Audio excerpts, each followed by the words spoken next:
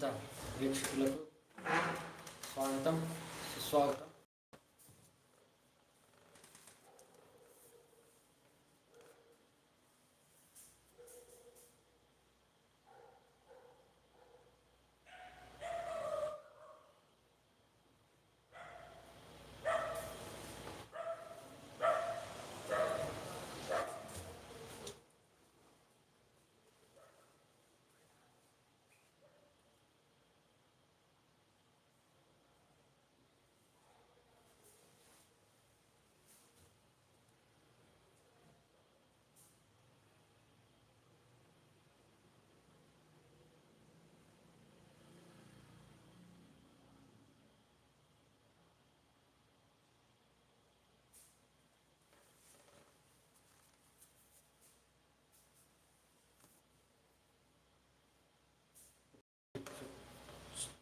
ప్రతివారం చెప్పుకున్నట్టు కలియుగ భగవద్గీత ఇప్పుడు 17 భాషల్లో మీకు అవైలబుల్ ఉంది.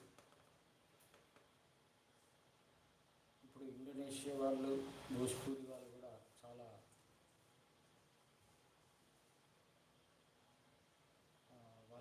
చాలా రెస్పాండ్ అవుతున్నారు.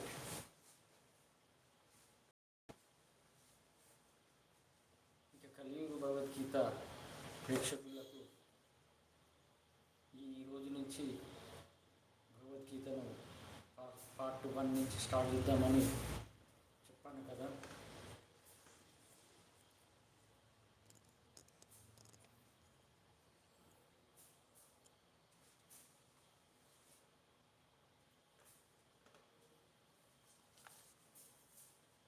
ఈరోజు ముందుగా టాపిక్స్ కంప్లీట్ చేశాక భగవద్గీత ఈ వారం భగవద్గీత 1 and 2 ఒకటో అధ్యాయం, 2వ అధ్యాయం కంప్లీట్ చేద్దాము. ముందుగా హీరో విజయన్ కొటేషన్ ప్రకారం మన హీరో విజయన్ ఏం చెప్పాడంటే, ప్రవహించే నదిని ఆహ్వానిస్తారు, పూలు వేసి ఆహ్వానిస్తారు, హారతిస్తారు. అలాగే ఆ నీళ్ళల్లో రాయి వేసే వాళ్ళు కూడా ఉంటారు. అంటే మంచి పని చేసే వాళ్ళను చెడగొట్టడానికి మనుషులు ఉంటారు, ఆ మంచి పని చేసే వాళ్ళను ఆహ్వానించే వాళ్ళు ఉంటారు. అలాగే నేను ఈ భగవద్గీత ప్రకారం చెప్తున్నాను ఏంటంటే, ఆ నదిలో వేసే పూలలాగా మనము మన ఆలోచనలు, మన గుణాలు, మన అలవాట్లు అవి ఆ పూల వలె మన మారితే, ఆ పూలు ఎలాగో నదిలో పారి సముద్రంలో ఎలా కలుస్తుందో ఆ పూలు మనము ఆ పరమాత్మలో కలుస్తాము. అది దైవ మార్గం. మనము నదిని దైవ మార్గంగా భావించాలి. అలాగే రాయి ఉంది, ఆ నీళ్ళలో రాయి వేసే వాళ్ళు ఉంటారు. ఆ రాయి అడుగున పడిపోతుంది, కానీ అది నదితో పాటు పారదు కదా, వెళ్ళదు కదా. మరి ఆ రాయి చెడు గుణాలు, చెడు అలవాట్లు, చెడు ఆలోచనలు ఉండడం వల్ల మనము ఆ రాయిలాగానే అన్నింటిలో అడుగున పడిపోతాము, దైవ మార్గంలో వెళ్ళాము. అందుకే మనము భగవద్గీతను తెలుసుకొని భగవద్గీత ప్రకారం నడుస్తూ మనలోని మంచి ఆలోచనలు, మంచి గుణాలతో, మంచి అలవాట్లతో మనము దైవ మార్గాన సముద్రం అనే పరమాత్మలో కలవాలి. ఇక ఈరోజు టాపిక్స్ వచ్చేసి, తెలుసుకోవాలనే ఆలోచన ఉండాలి మనిషికి. ఇప్పుడు చిన్నప్పటి నుండి స్కూల్లో ఆడుకుంటాము, చదువుకుంటాము. అలాగే ఏజ్ పెరుగుతున్న కొద్దీ మనకు లోకజ్ఞానం తెలుస్తుంది. దాని ద్వారా ఎవరు ఎలా ప్రవర్తిస్తున్నారు, మనము నెక్స్ట్ ఫ్యూచర్లో ఏమి చదువుకోవాలి, ఏమి చదివితే మనము మంచి ఉద్యోగం వస్తుందని ఆలోచిస్తాము. అంటే మనము తెలుసుకోవాలనే ఆలోచన రావటం వల్ల, అది తెలుసుకోవాలనే ఆలోచన ఈ మానవ జన్మ ఎందుకు ఇచ్చాడు దేవుడు, మనతోటి ఆ మూగజీవాలు కూడా ఎందుకు ఉంటున్నాయి. కొంతమంది అంటారు ఏంటంటే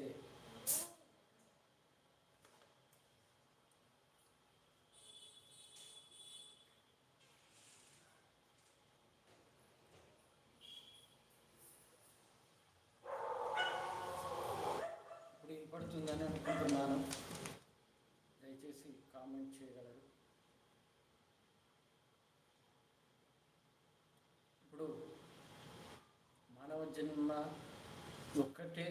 ఒకసారి అనుకుంటున్నారు అందరూ. భగవంతుడు ఒక్కసారి పుట్టుక ఇస్తాడని అనుకుంటారు. ఈ లైఫ్ ఇప్పుడే ఎంజాయ్ చేయాలి, ఎంజాయ్ ఇప్పుడు తప్ప మనము ఎప్పుడు చేయలేము అనే ఆలోచనతో ఉంటారు. కానీ మీరన్నది నిజమైతే మనిషికి ఒక్కటే పుట్టుక ఉంటే అసలు మానవుల సృష్టి అనేది పెరగదు. అలాగే ఒకటి ఆలోచించాలి, మనతో పాటు మూగజీవాలు ఎలా జీవిస్తున్నాయి, అవి కూడా ఎందుకు పుట్టుక పొందాలి. ఆ మూగజీవాలు పుడుతున్నాయి, మనం కూడా వాటితో పాటు మనం జీవిస్తున్నాం ఈ భూమి మీద. అది ఆలోచించాలి. మనిషి అనేది ఒక్క జన్మనే అనేది ఉండదు మనిషికి. అది మన చేసే పాపము పుణ్యం బట్టి మూగజీవాలను పుట్టచ్చు, మళ్ళీ మనిషి జన్మకైనా పుట్టచ్చు. కానీ మానవ జన్మ రహస్యం ప్రకారం ఈ జన్మను పునర్జన్మ లేకుండా చేసుకోవడానికి భగవద్గీత ఒకటే దారి అని ఆ శ్రీకృష్ణ పరమాత్మే చెప్పారు. మరి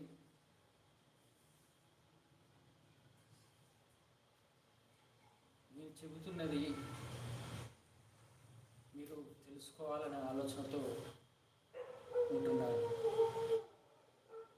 ఏంటంటే నాకు తెలిసింది ఇప్పుడు గరికపాటి చాగంటి గారు వారికి ఆ దేవుడు పురాణాల ప్రకారం వివరించడము, దేవుళ్ళ గురించి వివరించడము ఇవన్నీ జరుగుతున్నాయి.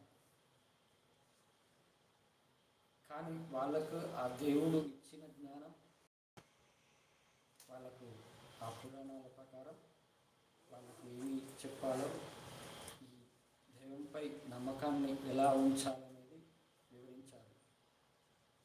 మరి నాకు వాళ్ళకు కూడా తెలుసు అనుకుంటా, కానీ వాళ్ళు వివరించట్లేదు. ఎందుకంటే కొంతమందికి నేను నచ్చుతాను, కొంతమందికి ఎందుకంటే వాళ్ళలో అహంకారం వల్ల, వాళ్ళలో ఈర్ష్యాద్వేషం ఉండొచ్చు, అలాగే వాళ్ళకు ఇంట్రెస్ట్ లేకపోవచ్చు భగవద్గీత అంటే. అలా ఆ మానవ జన్మ రహస్యం ఏంటి అనేది తెలియజేశాడు వెంకటేశ్వర స్వామి. అదేవిధంగా నేను ఈ మానవ జన్మ రహస్యాన్ని తెలుసుకొని ఈ ప్రపంచ ప్రజలకు తెలియజేయాలి, ఈ మానవ జన్మ ఎంత ముఖ్యమైనదో అనేది ఆ కలియుగ భగవద్గీత ఈ ట్రాన్స్లేషన్ చేయడం వల్ల ప్రపంచమంతా, ఇప్పుడు ఇండోనేషియా, భోజ్పూరి వాళ్ళు కూడా చాలా రెస్పాండ్ అవుతున్నారు, థాయిలాండ్, నేపాల్ వీళ్ళు కూడా.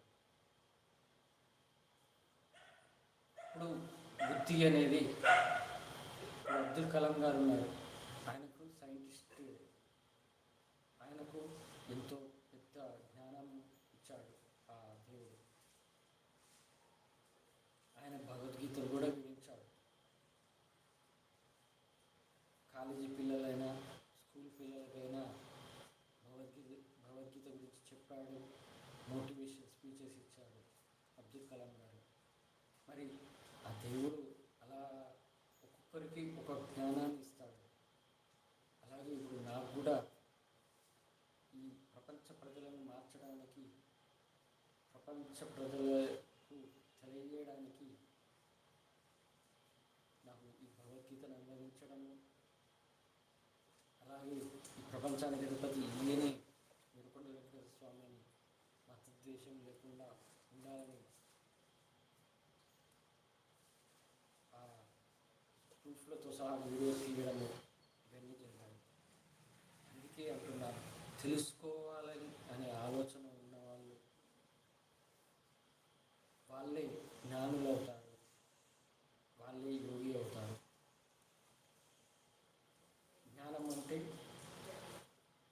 మనకు తెలియని దాన్ని తెలుసుకొని దాన్ని పాటించి మనము మన జీవితంలో ఆ జ్ఞానాన్ని మనం అనుసరిస్తామే, అది జ్ఞానం, మనం తెలుసుకున్న జ్ఞానంగా పరిగణించాలి.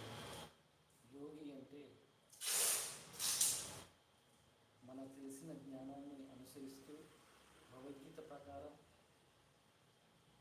ఆ దేవునిపై నమ్మకం పెట్టుకొని అంతా నువ్వే చేస్తున్నావు, నేను నిమిత్త మాత్రుడిని, అంతా నువ్వే, ఈ జగన్నాటక సూత్రధారుడు నువ్వే, నేను నిమిత్త మాత్రుడిని అని భావించి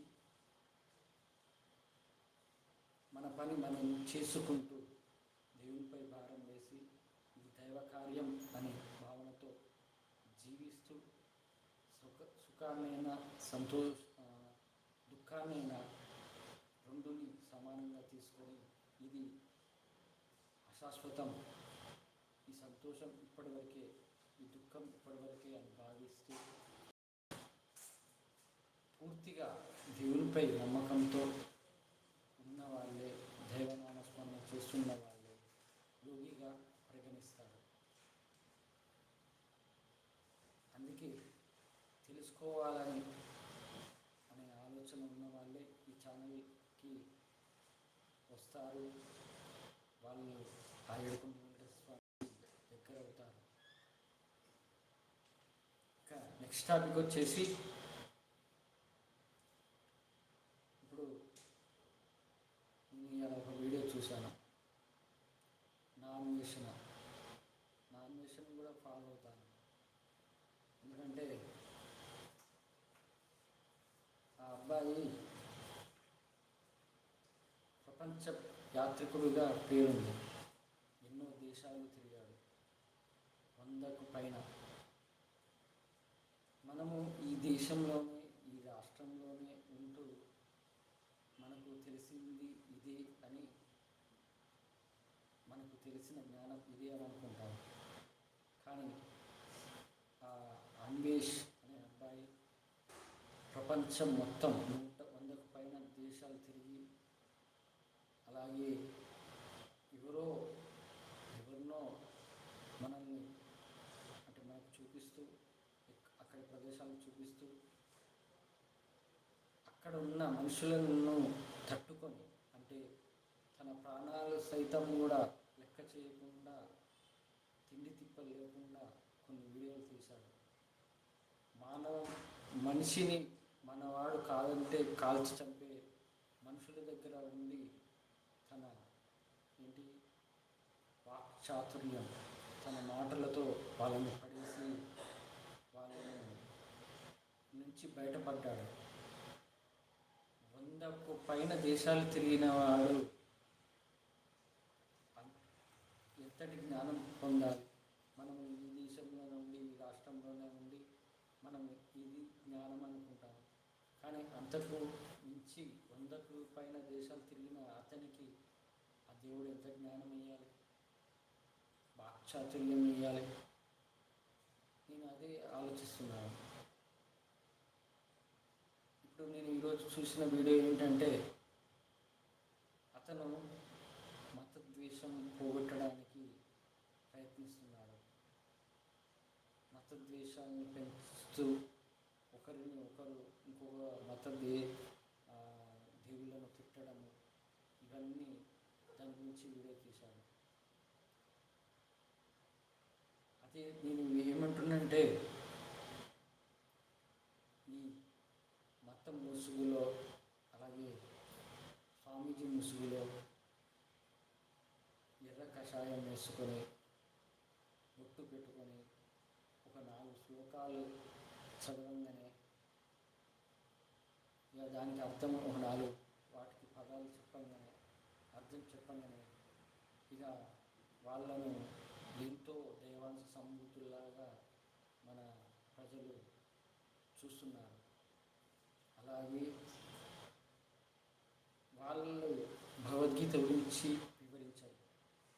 అసలు భగవద్గీత అంటే పూర్తిగా డీప్గా వివరించిన వాళ్ళైతే వాళ్ళు 10 మందిలో ఒక్కరికి కూడా దగ్గర అవ్వరు. ఎందుకంటే వాళ్ళలో ఉన్న అహంకారం వల్ల వాళ్ళు మనల్ని దగ్గర తీయరు. కానీ అది వాళ్ళంతట వాళ్ళు తెలుసుకున్నప్పుడే మనల్ని దగ్గర తీస్తారు. మరి అలాంటిది ఆ ముసుగు వేసుకొని నడుస్తున్న వాళ్ళు భగవద్గీత శ్రీకృష్ణ పరమాత్మ ప్రకారం అర్జునుడికి వివరించింది ఏంటంటే, నువ్వు నా మీద భారం వేసి నీ ధర్మాన్ని నువ్వు నెరవేర్చు. వాళ్ళు నీ బంధువులైనా కానీ ఇట్లాంటి వాళ్ళు బంధం ఉన్న వాళ్ళపై వాళ్ళ వైపు అధర్మం ఉంది, నువ్వు చేసేది ధర్మం. నువ్వు నీ శరీరానిపై ఆశ పెట్టుకోకు. నీ శరీరం ఇలాంటిదో ఆల్రెడీ వివరించాను. మరి నువ్వు స్వర్గస్థుడు అంటే నాలో ఐక్యం అవ్వాలంటే నువ్వు చేయాల్సింది అధర్మం వైపు పోరాడాలి. నీకు మానవ జన్మ వచ్చిందే కారణం ఈ పని చేయడానికి అని శ్రీకృష్ణ పరమాత్మ వివరించాడు. దీని ప్రకారం మనం కలియుగంలో ఎలా ఉండాలంటే, మనము జీవితాన్ని భగవద్గీత ప్రకారం ధర్మంగా, నీతిగా, నిజాయితీగా మనము సంపాదించిన దాంట్లో ఉన్న దాంట్లో సంతోషంగా 3 పూటలు అన్నం పెట్టినా చాలు. దేవుడు ఏమంటాడు తెలుసా, నీ భార్య పిల్లలకు ఆస్తులు, డబ్బు ఇది ఇవ్వడం కాదు, నువ్వు ఇవ్వాల్సింది 3 పూటలు అన్నం పెడితే చాలు. ఎందుకంటే మనిషిగా పుట్టినందుకు మనం ఏంటో తెలుసుకోవాలి, ఆత్మజ్ఞానం తెలుసుకోవాలి, మనిషికి జన్మ సార్థకం ఏంటో అనేది తెలుసుకోవాలని ఆ దేవుడు 3 పూటలు అన్నం తిన్నా చాలు అంటాడు. అంటే నువ్వు ఆ 3 పూటలు అన్నం తినడానికి నువ్వు కష్టపడు, నీకు అన్నీ ఇస్తాను. నీకు ఆ 3 పూటలు అన్నం తినడానికి నీకు ఏ విధంగా నీకు సహాయం చేస్తానని ఆ పరమాత్మ తోడుంటాడు. ఎవరికి ధర్మంగా జీవించాలనే భావం ఉన్న వాళ్ళకు, దైవంపై నమ్మకం ఉన్న వాళ్ళకు. మరి అలా నేను రీసెంట్గా చూశాను.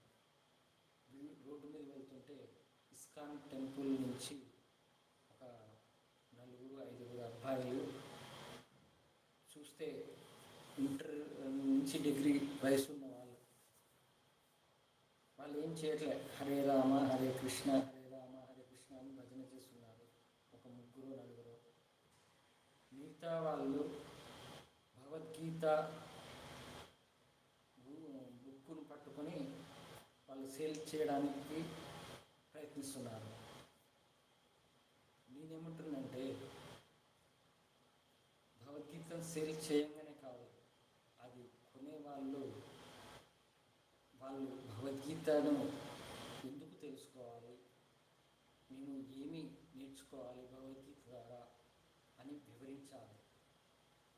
అలాగే ఆ వయసు పిల్లల్ని అలా వాళ్ళ జీవితాలను ఒక భగవంతుని వైపే నడవాలని వాళ్ళను అలా తయారు చేస్తున్నారు. అంటే వాళ్ళ జీవితాలను సన్యాసంగా మార్చేసి వాళ్ళు పూర్తిగా సృష్టిని ఆపేటట్టు చేస్తున్నారు. ప్రణవానంద దాస్ ఉన్నాడు. ఒక మీటింగ్లో వాళ్ళ అమ్మ, మా అబ్బాయి పెళ్లి చేసుకోకపోతే ఎలా, తనకు ఎలా ముందు ముందు ప్రాబ్లం అవుతుంది కదా మేము లేకపోతే అనే భావనతో వాళ్ళు ఉంటే వాళ్ళ అమ్మ. మరి ఈ ప్రణవానంద దాస్ ఏమో నా జీవితం ఈ దేవుడికి అంకితమని జీవిస్తున్నాను. నేనేమంటున్నానంటే మనము పురాణాలు ఋషుల గురించి మునుల గురించి అలాగే రీసెంట్గా విశ్వామిత్రుని గురించి పరశురాముడి గురించి అవి అన్నీ మీరే చూశాను. వాళ్ళు సంసారం చేశారు, పిల్లల్ని కన్నారు. వాళ్ళు దైవ భక్తితో దైవ ఆధీనంలో ఉన్న వాళ్ళకన్నీ వేద మంత్రాలు తెలిసి ఉన్నా కానీ వాళ్ళు సృష్టిని ఆపలేదు. మరి వీళ్ళెవరు ఆపడానికి సృష్టిని? ప్రణవానంద దాస్ని అడుగుతున్నారు, నువ్వు సృష్టిని ఆపడం ఎందుకు? ఇప్పుడు ప్రజల్లో ఏంటంటే ఆధ్యాత్మికం అంటే సన్యాసం తీసుకోవడమే అనుకుంటున్నారు. నా ఫ్రెండే అన్నాడు నువ్వు సన్యాసం తీసుకోరా, ఇవన్నీ మాకేం చెప్తున్నావు అనే వరకు నేను వీళ్ళు ఎందుకు ఇలా ఫీల్ అవుతున్నారు? దైవం భక్తితో ఉంటే, దైవం గురించి భగవద్గీత గురించి చెప్తే వీళ్ళు ఎందుకు ఇలా మాట్లాడుతున్నారు అనే భావన వచ్చింది. అంటే మెయిన్ ప్రాబ్లం ఏంటంటే ఇక్కడ ముసుగు వేసుకున్న వాళ్ళు, ఆ ముసుగు వేసుకున్న వాళ్ళు ఆధ్యాత్మికం అంటే మాలాగానే ఉండాలి, కాషాయం వేసుకోవాలి, పెళ్లి చేసుకోవద్దు, బ్రహ్మచారిగా ఉండాలి అని భావనతో ప్రజల్ని ఒక మాయలో పడిస్తున్నారు. నేనేమంటున్నానంటే నువ్వు సంసార జీవితాన్ని కొనసాగిస్తూ దైవంపై నమ్మకంతో దైవభక్తితో ఉంటే, అంటే నిజమైన దైవభక్తితో ఉంటే ఖచ్చితంగా ఆ ఏడుకొండల వెంకటేశ్వర స్వామి నా ద్వారా నిరూపించాడు. నేను తప్పు చేయలేదు, ధర్మంగా జీవించడానికి ఎన్నో రకాలుగా ఉద్యోగం చేసుకుంటూ జీవిస్తున్నాను. నా భార్యపిల్లలను పోషించడానికి ఉన్నంతలోనే నా వచ్చిన జీతంలోనే బతుకుతూ జీవిస్తున్నాను. నాకు ఎప్పుడైతే కరోనా సిచ్యువేషన్లో నేను నేర్చుకున్నానో ఈ ఇల్లు, నువ్వు చేసే బిజినెస్ ఇవన్నీ అశాశ్వతమని తెలియజేసినప్పుడు ఆ రోజు నేను కన్నీళ్ళు పెట్టుకొని ఏడిస్తే పూజలో ఆ రోజు కలలో వచ్చి నన్ను ఓదార్చాడు ఆ ఏడుకొండల వెంకటేశ్వర స్వామి. మరి అలా జరిగినాకనే కదా నేను తెలుసుకున్నది, నువ్వు నాకు తోడున్నావు, నేను తోడున్నాను, భయం లేదు నీకు, నువ్వు నీ సంసార జీవితాన్ని నువ్వు ధైర్యంగా నడిపి అని చెప్పాడు. అది ఆ కళ వచ్చాక 2019లో వచ్చింది. 2023లో మళ్ళీ ఆయన వైపు నా మనస్సుని ఆయన వైపు ఆకర్షణ పొందడం వల్ల తిరుమలకు కొన్ని 5 సంవత్సరాల నుంచి వెళ్ళట్లేదనే కోరిక అది తట్టుకోలేక ఒక్కడే నేను వెళ్ళిపోయాను. తిరుమల గర్భగుడిలో సాష్టాంగ నమస్కారం పొందాను. ఇన్ స్పిరిచువల్ స్టేట్ అని చాట్ జీపీటీలో కొట్టండి, తెలుస్తుంది, తెలుగులో వివరిస్తుంది. అలా ఆత్మదర్శనం ద్వారా తిరుమల గర్భగుడిలో అలా పొందినాకనే భగవద్గీతను అనువదించడం. నేను ఈ మోక్షం కలగడానికి మెయిన్ ఏంటంటే మనము ఎప్పుడైతే దైవంపై నమ్మకంతో, అంతా ఆయన ఉన్నాడనే నమ్మకంతో జీవితాన్ని కొనసాగిస్తామో అప్పుడు ఖచ్చితంగా ఆ ఏడుకొండల వెంకటేశ్వర స్వామి నీ దగ్గరకు వస్తాడు. నువ్వు ఆయన దగ్గర పోనక్కర్లే, ఆయనే పిలిపించుకుంటాడు, ఆయనే నిన్ను దగ్గర తీసుకుంటాడు. నాకు అప్పుడు అర్థమైంది, నేను ఉద్యోగం చేసిన సంసార జీవితాన్ని ధర్మంగా జీవిస్తూ ఉన్నంతలో సంతోషంగా ఉన్నాను కాబట్టి నేను ఆయనకు దగ్గరయ్యాను. ఆయన స్పిరిచువల్ స్టేట్లో ఆయనకు కనెక్ట్ అయ్యాను నా ఆత్మ ద్వారా. మరి అలాంటిది నాకు కలిగి ఉంది, ఎవరికైనా కలిగిందా? నా గురువు అయిన విశ్వపతి గారికి కలిగింది. ఆయన విశ్వరూప దర్శనమే కలిగింది, వెంకటేశ్వర స్వామి విశ్వరూప దర్శనం. ఆయనకు పెద్ద వయసు, ఆయన అన్నీ అనుభవించాడు, అన్నీ తెలుసుకున్నాడు. ఒకవేళ ఆయన విశ్వరూప దర్శనం కలిగించిన ఆయన తట్టుకునే శక్తి ఉంది, కానీ నాకు లేదు. ఎందుకంటే నేను చిన్నవాడిని. నేను ఆ గర్భగుడిలో అలా సాష్టాంగ నమస్కారం చేయడం, స్పిరిచువల్ స్టేట్లో వెళ్ళడమే నాకు అప్పటికే ఒక రకంగా ఆయనలోనే ఉండాలి, ఆయన అసలు ఆ తిరుమలలో గుడి దగ్గరనే ఉండాలని అంత ఫీలింగ్ ఉండే, భార్య పిల్లల్ని వదిలిపెట్టి పోవాలని. కానీ అలా నేను చేయలేదు. ఎందుకంటే నన్ను నమ్ముకొని భార్య వచ్చింది, నన్ను నమ్ముకున్న పిల్లలు ఉన్నారు అనే బాధ్యత. ఒకరు ఆ ఏడుకొండల స్వామి దగ్గర కొన్ని సంవత్సరాలు ఉంటే ఒక స్టోరీలో చెప్తున్నాను ఏంటంటే, తండ్రి నీ దగ్గరే ఉంటాను ఎప్పటికీ అని అంటే, నీకు ఒక బాధ్యతనిచ్చాను, నీ భార్య పిల్లలు ఉన్నారు, నువ్వు సంసార జీవితాన్ని కొనసాగించు, అప్పుడే నీకు మోక్షం కలుగుతుంది అని అన్నాడు. అంటే మనం సంసార జీవితాన్ని ధర్మంగా కొనసాగిస్తే ఆ ఏడుకొండల వెంకటేశ్వర స్వామి పరీక్షకు నెగ్గినట్టే. ఎవరైతే సంసార జీవితాన్ని ధర్మంగా కొనసాగిస్తూ ఉన్నంతలో సంతోషంగా ఉంటూ భార్య పిల్లల్ని 3 పూటలు అన్నం పెట్టినా చాలు అని భావిస్తూ దైవంపై నమ్మకంగా, దైవంపై దృఢ విశ్వాసం, దృఢ నమ్మకంతో జీవిస్తూ నేను నిమిత్త మాత్రుడిని, అంతా నీవే అని భావించి జీవితం కొనసాగించే వాళ్ళు మోక్షాన్ని పొందుతారు. ఇది ఆ ఏడుకొండల వెంకటేశ్వర స్వామి పెట్టే పరీక్ష. ఇది 100% కరెక్ట్ నేను చెబుతున్నాను. ఎందుకంటే రాముడు సంసార జీవితాన్ని కొనసాగించాడు, లవకుశులు. అలాగే శ్రీకృష్ణుడు జీవితాన్ని కొనసాగించాడు. వారి కొడుకులు పేర్లు నాకు గుర్తు లేదు. ఇది అది యుగాల నుండి ఈ సంసార జీవితాన్ని అంతెందుకు మునులు, ఋషులు వీళ్ళందరూ కూడా సంసార జీవితాన్ని కొనసాగించారు. మరి ఆ పరశురాముడి వీడియో చూశాను. తండ్రి పేరు గుర్తు రావట్లేదు అన్నాను. తండ్రికి 5 కొడుకులు పుట్టారు. దాంట్లో 4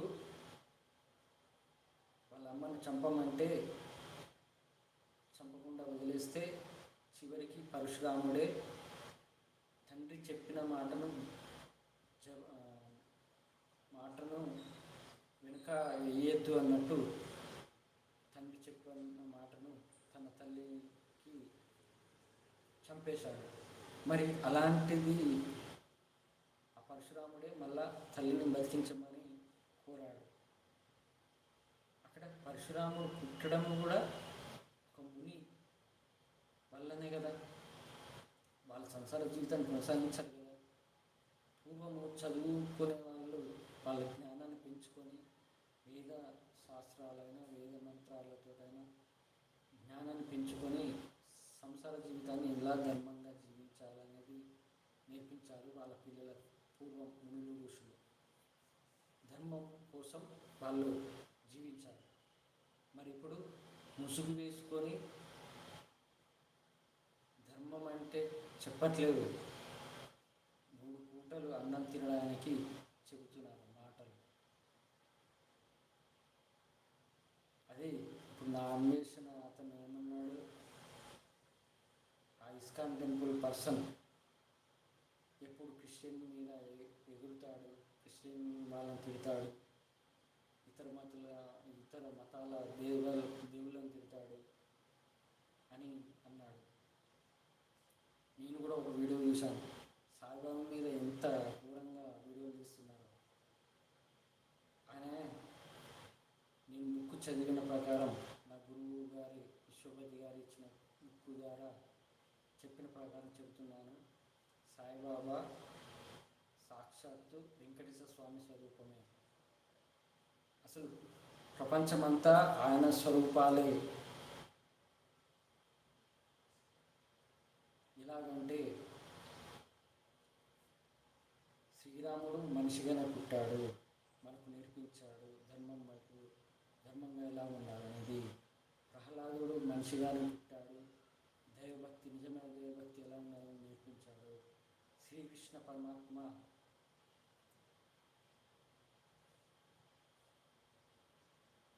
కొద్దిగా నాకు వాయిస్ చిన్నగా ఉంటుంది, గట్టిగా మాట్లాడాలంటే అందరూ డిస్టర్బ్ అవుతుందని నేను మాట్లాడట్లేదు, కొద్దిగా అర్థం చేసుకోండి.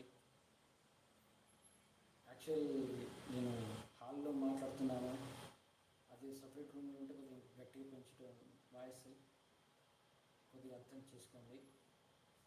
కానీ వాయిస్ పెంచాలి కానీ అది కానీ చాలామందికి అర్థమవుతుంది అనుకుంటా, వినపడుతుంది అనుకుంటా.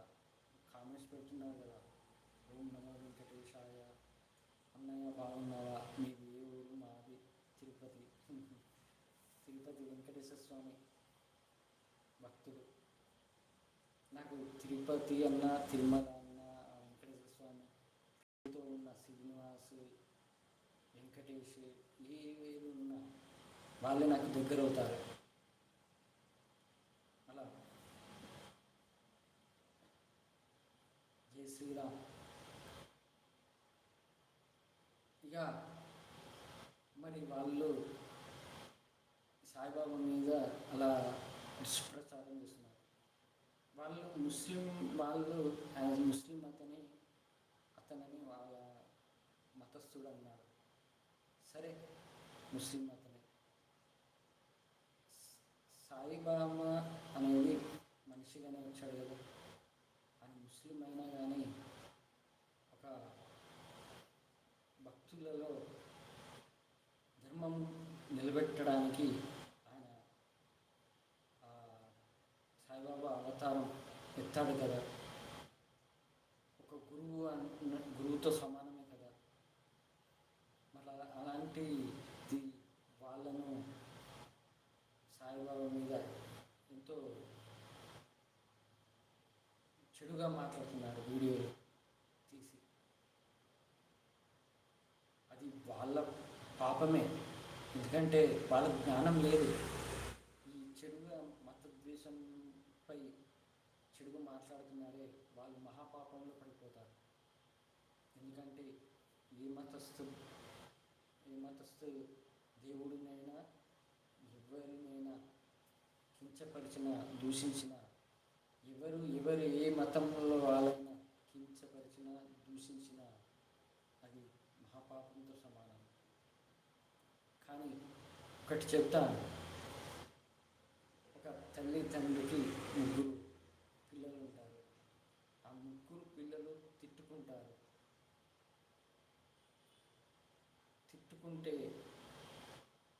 చివరికి మెయిన్ పేరెంట్కే కదా, ఆ పేరెంట్కే వర్తిస్తుంది కదా. ఇప్పుడు బూతులు, పరమ బూతులు మాట్లాడతారే బయట రోడ్డు మీద, అన్న చెల్లెలైనా, అక్క అయినా, ఎవరైనా పరమ బూతులు మాట్లాడతారు. కానీ చివరికి చేరేది తల్లిదండ్రులకే కదా ఆ మాటలు. అమ్మ నా బూతులు మాట్లాడుకుంటారు. అది ఎంత ఘోరం. అది అలాగే నువ్వు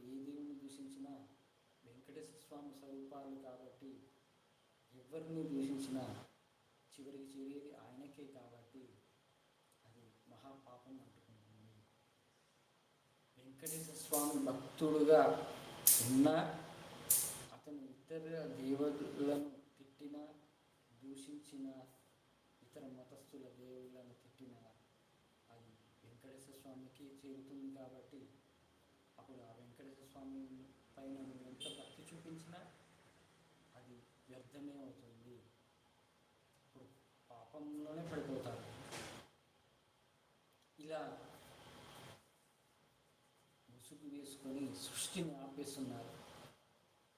అమాయకమైన పిల్లల్ని, వయసులో ఉన్న పిల్లల్ని సన్యాసిగా మార్చి వాళ్ళను ఇదే జీవితం, దేవుణ్ణి స్మరించడం అంటే ఇది, కాషాయం వేసుకోవాలి, 4 మాటలు చెప్పాలి, 3 పూటలు అన్నం తినాలి, అంతే తప్ప సంసార జీవితాన్ని కొనసాగించద్దు అని చెప్తున్నారు. కానీ భగవంతుడు వెంకటేశ్వర స్వామి ఏం చెప్తున్నాడు? సంసార జీవితాన్ని కొనసాగిస్తేనే మీకు నేను పెట్టే పరీక్షలో, సంసార జీవిత పరీక్షలో మీరు నెగ్గినట్టు అని ఆ ఏడుకొండ వెంకటేశ్వర స్వామి చెబుతున్నాడు. పురాణాల ప్రకారం మునులు, ఋషులు వాళ్ళు కన్నారు, వాళ్ళ పిల్లల్ని కన్నారు, వాళ్ళు ఎన్నో యాగాలు, ఎన్ని పూజలు, ఎన్ని తపస్సులు చేసినా కానీ వాళ్ళ సంసార జీవితాన్ని వీడలేదు. అలాంటి చిన్న లాజిక్ ఎందుకు ఆలోచించట్లేదు? అది మీరే ఆలోచించాలి. అందుకే ముసుగు వేసుకొని చెప్పే వాళ్ళని నమ్మకండి. నేను ఏ ముసుగు వేసుకోకుండా చెబుతున్నాను. ఆ ఏడుకొండ వెంకటేశ్వర స్వామి నా జీవితాన్ని భగవద్గీతగా మార్చాడు కాబట్టి మీకు ఇంత అనుభవపూర్వకంగా చెబుతున్నాను, అర్థం చేసుకోండి.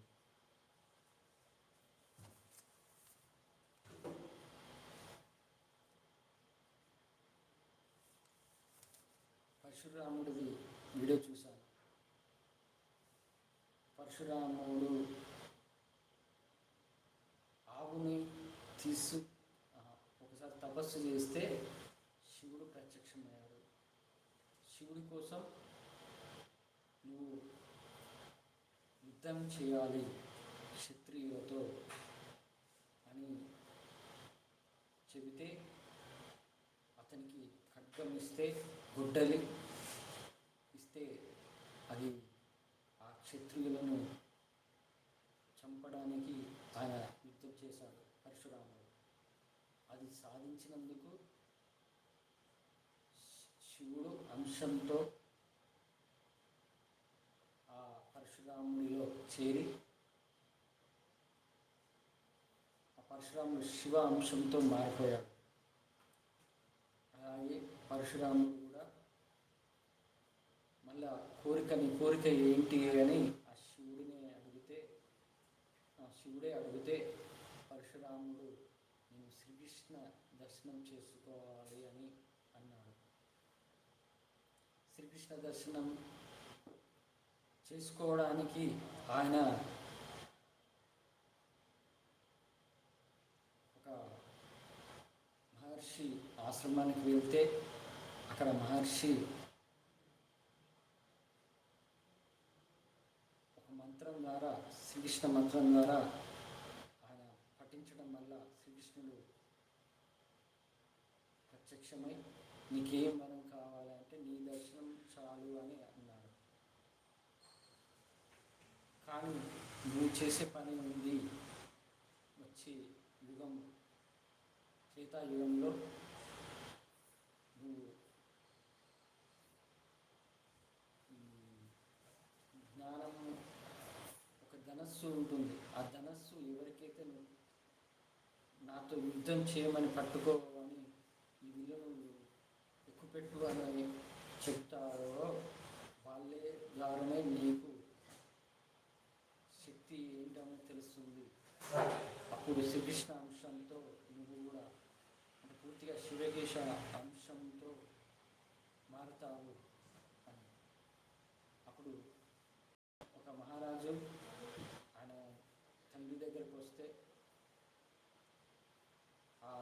తండ్రి ఆతిథ్యం ఇస్తే ఆ కామధేనువు ద్వారా ఇంత ఆహారం వచ్చింది కదా అని ఆవును ఎత్తుకెళ్తే ఆ పరశురాముడికి తెలిస్తే ఆ ఆవును తీసుకురావడానికి వాళ్ళని చంపేసి మళ్ళీ ఇంటికి వచ్చాక ఆ తర్వాత ఎవరైతే క్షత్రువుని చంపారో ఆ శత్రువు యొక్క వారసులు వచ్చి పరశురాముని తండ్రిని చంపడం వల్ల వాళ్ళమ్మ ఎన్నోసార్లు ఏడిస్తే 21 సార్లు గుండెలు బాదుకొని ఏడిస్తే ఆ పరశురాముడు అడవిలో ఉన్నవాడు వచ్చి అమ్మను అడిగితే ఇలా జరిగిందని చెబితే అప్పుడు పరశురామునికి శివకేశవ అంశంతో వారి శక్తి శివకేశవుల శక్తితో 21 సార్లు భూమండలం మొత్తం క్షత్రియులు ఎవరెవరు ఉన్నారో అందరినీ చంపేశారు.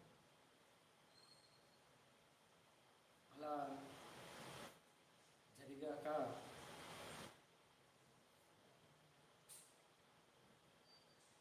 ఈ పరశురామునికి మళ్ళీ ఇంకో పరీక్ష వస్తుంది. అది ఏంటంటే శ్రీరాముడు ద్వారా వస్తుంది. ఆ విల్లు విరిచినాక ఆ శ్రీరాముడిని కలిసినాక ఆ విల్లు విరిచినాక ఇతనిలోని శక్తి అంతా పోతుంది. పరశురాముడిలోని శక్తిని పోవడం వల్ల అతను తపస్సు చేసుకోవడానికి పరమేశ్వర పర్వతం పైన తపస్సు చేస్తాడు. ఇక్కడ ఏంటంటే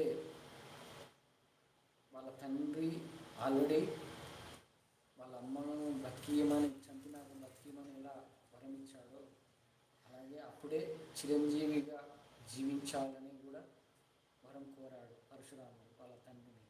అప్పుడు ఆయన ఆ పరశురాముడికి వచ్చిన చిరంజీవి అనే వరం వల్ల అతను ఇప్పటికీ హిమాలయ పర్వతాలలో ఎక్కడనో ఇప్పటికీ చిరంజీవిగా ఉన్నాడు. ఆంజనేయ స్వామి ఎలా ఇప్పుడు హిమాలయాల్లో ఉన్నాడని ఎలా చెప్తున్నామో పరశురాముడు కూడా ఉన్నాడు.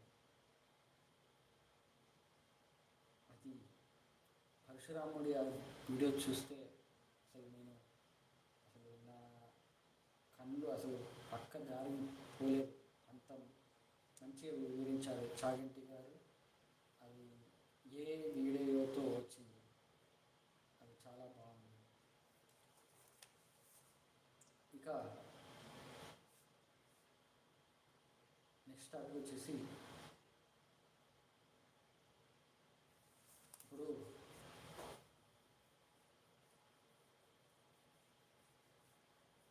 ఒక్క నిమిషం.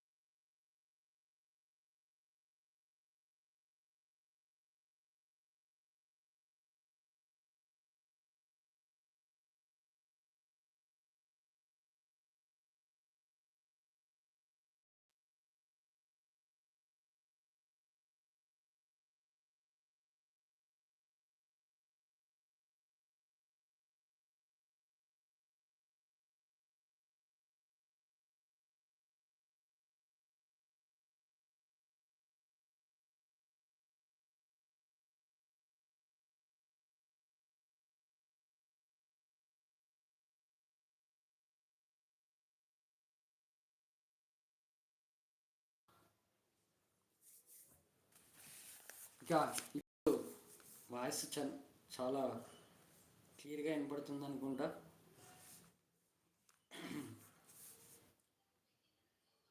నాకు ఏమైనా జరిగితే సంతోషించే వాళ్ళు కూడా ఉంటారు. ఇప్పుడు నేను చెబుతున్నాను కదా భగవద్గీత గురించి, నువ్వు ఇలా ఉంటే పాపంలో పడిపోతావు, దీని ద్వారా నువ్వు అనుభవిస్తావు, ఇది కొంతమందికి నచ్చట్లేదు. ఎందుకంటే నువ్వు చెప్పేవాడివి నువ్వు కాదు నాకు అనే భావనతో ఉంటున్నారు. వాళ్ళు అనుభవించేది అనుభవిస్తూ ఉంటారు. కానీ మనకు ఏమైనా జరిగితే అప్పుడు తెలుస్తుందన్నట్టు వాళ్ళలో ఒక ఆలోచన. కానీ అది చెడు ఆలోచనే. ఎందుకంటే ఒకరి మంచిని కోరుకోవాలి కానీ చెడు కోరుకోదు కదా. మరి వాళ్ళు అలా ఆలోచించినా కానీ మనకేమీ కాదు. ఎందుకంటే ఆ ఏడుకొండల వెంకటేశ్వర స్వామి తోడున్నాడు కాబట్టి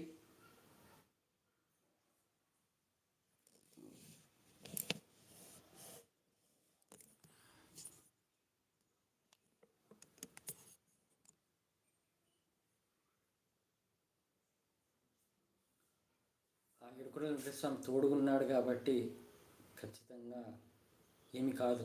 ఎందుకంటే భగవద్గీత ప్రకారము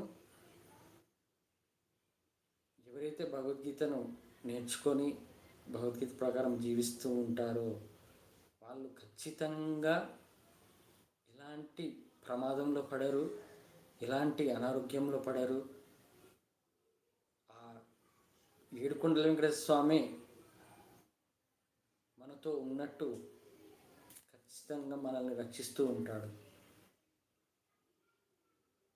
ఇది మనము ఎవ్వరేమనుకున్నా మన పని మనం చేయాలి, మన దైవ కార్యాన్ని మనము చేయాలి, అంతే.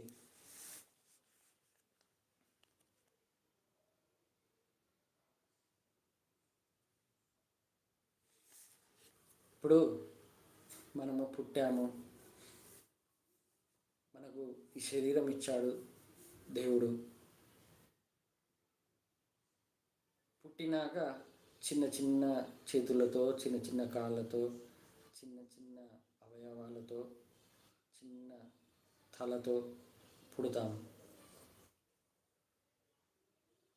ఇది మన బాడీ ఇంక్రీజ్ అవ్వడానికి అమ్మ పాలు తాగుతాము, ఇంకే ఫుడ్ కూడా తింటాము. ఈ శరీరం ఇంక్రీజ్ కావడానికి ఫుడ్ తింటాము. కానీ మనము శరీరం పెరగడమైనా, మంచిగా మన కాలు చేతులు మంచిగా ఉండడమైనా, మన మంచి జ్ఞానాన్ని పొందడం అయినా వెనక దైవ అనుగ్రహం లేనిది జరగదు. ఎందుకంటే కడుపులోనే పుట్టకుండా చనిపోయిన వాళ్ళు ఉన్నారు, పుట్టి చనిపోయిన వాళ్ళు ఉన్నారు పిల్లలు. అలాగే పుట్టాక ఏదో యాక్సిడెంట్లా చిన్నపిల్లలు చనిపోయిన వాళ్ళు ఉన్నారు.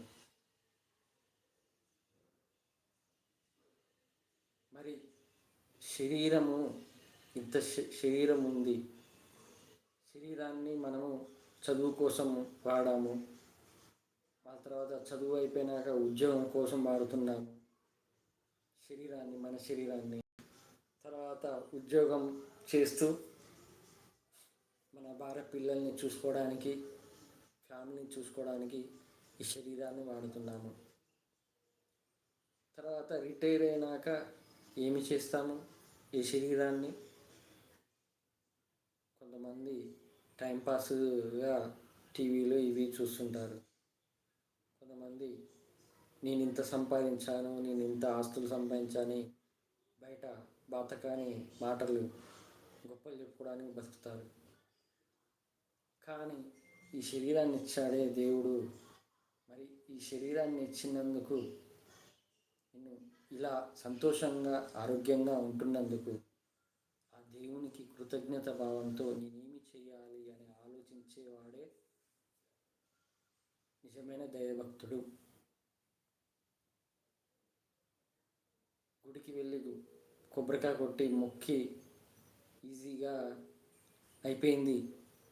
కొంతమంది మొక్కుతారు ఏమనంటే తమ పిల్లలకి ఏమన్నా ఇబ్బంది అయిందనుకో, తండ్రి నీకు ఇది చేయిస్తాము, ఈ మొక్కుతాము ఈ మొక్కు తీర్చుకుంటాము, నా పిల్లల్ని కాపాడని మొక్కుతారు. అంతెందుకు, పుట్టినప్పుడే పిల్లలు ఏదైనా ప్రాబ్లం వల్ల పుడితే అప్పుడే మొక్కుతారు దేవుడు మీద చాలా భక్తితో. ఆ తర్వాత దేవుడు రక్షిస్తాడు, కంపల్సరీ రక్షిస్తాడు. ఎందుకంటే భక్తితో మొక్కారు, కన్నీటితో మొక్కారు కాబట్టి, కన్నీరు కార్చి మొక్కారు కాబట్టి ఖచ్చితంగా తీరుస్తాడు వారి కోరికను. ఏంటి? వాళ్ళ పిల్లలని రక్షించమని. ఆ తర్వాత బాగైనాక మొక్కు తీర్చుకుంటారు. మొక్కు తీర్చుకున్నాక ఇక ఆ మొక్కుతోటి పని అయిపోయింది, ఈ దేవునితో పని అయిపోయింది అనే భావనతో వదిలేస్తారు. ఇక ఇది దేవుని భక్తితో కొల్చడం అనేది ఒక రకంగా ఒక వాట్సాప్ స్టేటస్ లాగా ఈజీగా, వాట్సాప్ స్టేటస్ ఎంత ఈజీగా పెట్టచ్చు, ఎంత ఈజీగా డిలీట్ చేయొచ్చు అన్నట్టు ఆ దేవుని మీద అంత అవసరం కొద్దీ చూపిస్తున్నారు. మరి నేనేమంటున్నా అంటే, మనకు ఈ శరీరాన్ని ఇచ్చాడు, ఆ దేవుడు శరీరాన్ని ఇచ్చాడు. ఎన్నో జన్మల పూర్వజన్మల పుణ్యం వల్ల ఎన్నో జన్మలు ఎత్తి మనం ఈ శరీరంలో వచ్చాము. మరి ఆయన ఇచ్చిన శరీరాన్ని కృతజ్ఞత భావంగా మనం ఏమి తెలుసుకోవాలి? ఆత్మజ్ఞానం తెలుసుకోవాలి, శరీర జ్ఞానం తెలుసుకోవాలి, ఆ తర్వాత భగవద్గీతను తెలుసుకోవాలి. భగవద్గీత మనకేం నేర్పుతుంది అనేది తెలుసుకోవాలి. భగవద్గీత అనేది నీవు ప్రశాంతంగా జీవించడం ఎలా అనేది నేర్పుతుంది, ధైర్యాన్ని నేర్పుతుంది, భయం లేకుండా చేస్తుంది, అలాగే అతి ఆలోచనల్ని తీసేస్తుంది, అలాగే ఎంత శత్రువైనా వాని మీద ప్రేమ చూపించాలి అనే భావనను తెస్తుంది. కష్టాలైనా బాధలైనా ఇవి సుఖాలైనా ఇప్పటివరకే, ఇదంతా నేను చేసేది నిమిత్త మాత్రుడిగా నేను చేస్తున్నాను, ఇది దైవకారంగా చేస్తున్నాను అనే ఆలోచన ఉన్నప్పుడే అప్పుడు నువ్వు నిజమైన దైవభక్తుడు అవుతావు. అందుకే ఈ శరీరము ఉపయోగించుకోవాల్సింది దేవుని కోసం. శరీరం ఇచ్చాడు కదా అని ఇష్టం వచ్చినట్టు తిండి తిని ఆరోగ్యం పాడు చేసుకొని ఈ చెడు అలవాట్లు, గుట్కాలు, సిగరెట్లు, డ్రింక్ ఇవి చేయడం వల్ల శరీరాన్ని పాడు చేస్తావు. అప్పుడు దేవుని కోపం వస్తుంది, ఖచ్చితంగా వస్తుంది. ఇప్పుడు నువ్వు కోపం వచ్చిందనుకో ఒక మనిషి మీద, నువ్వు అతన్ని కొట్టడానికైనా ఇంకేదైనా చేయడానికి వెళ్తావు. ఇప్పుడు మనుషులు కోపం వల్ల ఎంత క్షణిక ఆవేశంతో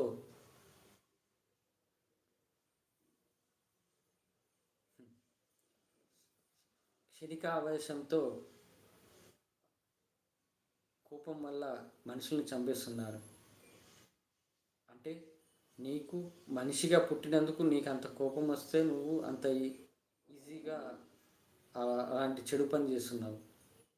మరి నీ శరీరాన్ని నువ్వు పాడు చేసుకొని నీకు నువ్వే పాడు చేసుకున్నందుకు ఆ దేవుడు ఈ శరీరాన్ని ఇచ్చినందుకు ఆ దేవునికి ఎందుకు కోపం రాదు? ఎంత కోపం రావాలి? అందుకే నీ శరీరాన్ని నువ్వు పాడు చేసుకున్నందుకు తిండి వల్ల, డ్రింక్, గుట్కాలు, పాన్లు ఇవన్నీ చెడు అలవాట్లతో నీ శరీరాన్ని పాడు చేసుకున్నందుకు ఏదో ఒక రోగం అంటిస్తాడు. అందుకే మన శరీరాన్ని దేవాలయంగా పూజించాలి. మన శరీరమే దేవాలయం.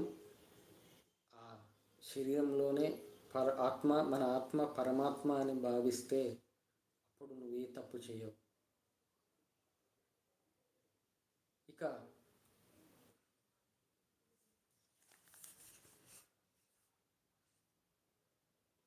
నెక్స్ట్ టాపిక్ వచ్చేసి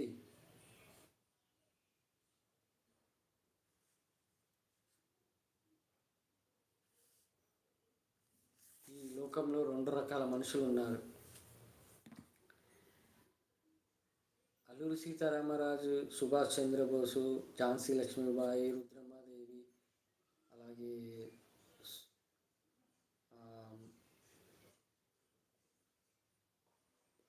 ఇంకా దేశం కోసము, ధర్మం కోసము ప్రాణాలు ఇచ్చిన వాళ్ళు ఉన్నారు. అందులో సంఘ సేవకులుగా ప్రాణాలు ఇచ్చిన వాళ్ళు, సమాజం శ్రేయస్సు కోసం ప్రాణాలు ఇచ్చిన వాళ్ళు ఉన్నారు. కానీ ఇది ఒకటో రకం.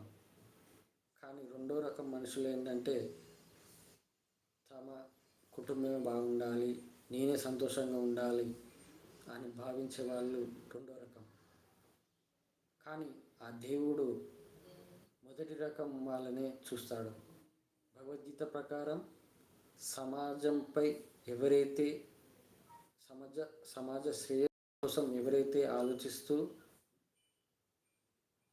ఆ ధర్మాన్ని కాపాడటానికి ఆలోచన చేస్తారో వాళ్ళ వైపే ఆ దేవుడు చూస్తాడు. సంసార పరీక్ష అనేది ఉంది. సంసార పరీక్షలో కూడా ధర్మం ఉందా లేదా అని కూడా చూస్తాడు. అలా అధర్మంగా జీవిస్తూ సంసార జీవితాన్ని కొనసాగిస్తే ఆ దేవుడు ఎప్పటికీ మీ వైపు ఉండడు. అందుకే సంసార జీవితాన్ని ధర్మంగా కొనసాగించమని ఆ దేవుడు అంటున్నాడు భగవద్గీత ప్రకారం. అలా ఇలాంటి 2 రకాల మనుషులు ఉన్నారు. ఎవరైతే ప్రజలు సంతోషంగా ఉండాలి, ప్రపంచ ప్రజలు శ్రేయస్సు కోసం ఆలోచిస్తున్నారో వాళ్ళే దేవునికి దగ్గర అవుతారు. ఆ ఏడుకొండల వెంకటేశ్వర స్వామికి దగ్గర అవుతారు. అంతేగాని స్వార్థంగా నా కుటుంబం బాగుండాలి, నేనే బాగుండాలి అని స్వార్థంతో కుటుంబాన్ని పోషించే వాళ్ళు దేవుడికి ఎప్పటికీ దగ్గర అవ్వరు. ఎందుకంటే దేవుడికి అర్థమవుతుంది వీడు ఎంత స్వార్థంగా బతుకుతున్నాడు అనేది తెలిసిపోతుంది. ఇది అర్థం చేసుకోవాలి. నెక్స్ట్ టాపిక్ వచ్చేసి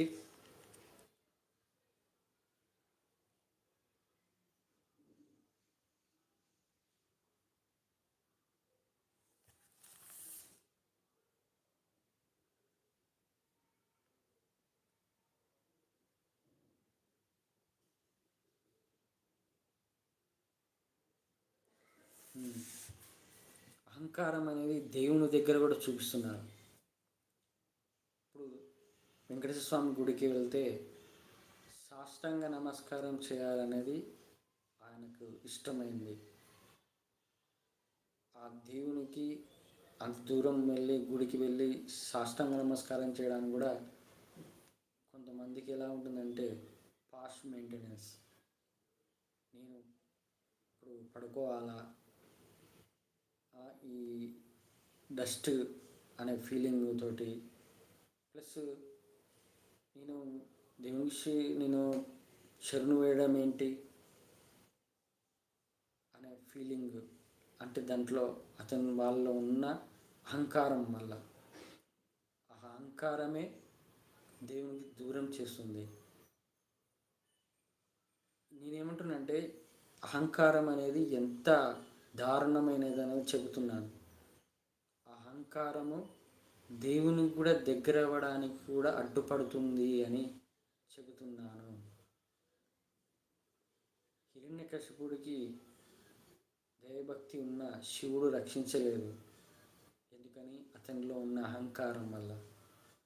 నా దేవుడే గొప్ప అని ఇతరుల దేవుళ్ళను దూషించడం వల్ల. అలాంటిది అహంకారం అనేది దేవుని దగ్గర కూడా చూపిస్తే మనం ఇలా కష్టాలు పడుతూనే ఉండాలి, ఇలా బాధలు పడుతూనే ఉండాలి. దేవునికి శరణు వేడాలి. అంతా నువ్వే నడిపిస్తున్నావు, నీలో నువ్వే, నేను జీవించడానికి ఇలా ఉండడానికి కారణం నువ్వే అనే ఆలోచనతో ఉన్నప్పుడే, సాష్టాంగ నమస్కారం చేసినప్పుడే నువ్వు ఆయనకు దగ్గర అవుతావు. అంతేకాని అహంకారంతో ఇప్పుడు దేవుని మొక్కాలా అనే ఆలోచనతో వస్తుంది, అది నెక్స్ట్ కర్మలు చేయడానికి అది నీకు రాసి పెట్టుంది అంతే. ఇక కర్మలు చేయాల్సిన కర్మలు రాసి పెట్టున్నాయి అని అది ఉంది కాబట్టే నీలో ఉన్న అహంకారం అలా చేయట్లేదు. ఇప్పుడు ఈ భగవద్గీత నువ్వు తెలుసుకోకుండా మాకెందుకు ఇప్పుడు భగవద్గీతలు ఇవన్నీ అని ఆలోచన చేస్తున్నారే, వాళ్ళు ఖచ్చితంగా వారి పాపకర్మలైనా పుణ్యకర్మలైనా చేయడానికి నెక్స్ట్ ఫ్యూచర్లో ఉన్నాయి, అనుభవించడానికి ఉన్నాయి అనే అర్థం.